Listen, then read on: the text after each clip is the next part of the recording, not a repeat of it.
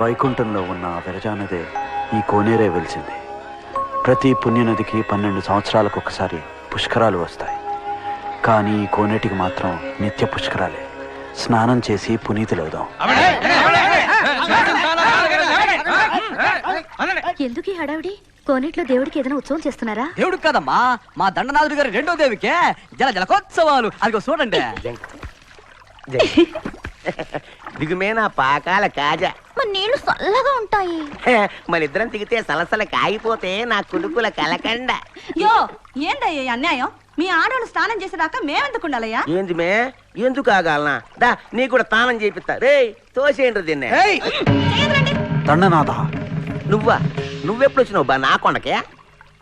ఏంది బా అట్టా చూస్తా ఉండవా? ఇది నా కొండే. నువ్వు ఇక్కడ కావాలంటే పిచ్చి పాటలు పాడుకో, పొల్లుడు దండాలు పెట్టుకో, పొంగల్ ముద్దలు తిను, అంతేగాని నా ఎవ్వరిలో తల దూడసు మాక తల లెగిసిపోతాది. నీ ఆగడాలు ఆపకపోతే పోయేది నా తల కాదు, నీ తల బిరుసు. ఈ భక్తులే పోగొడతారు. ఏంది ఈ భక్తులు పోగొట్టది? పుడుగుతారా? పొడగమన పొడగమనయ్యా.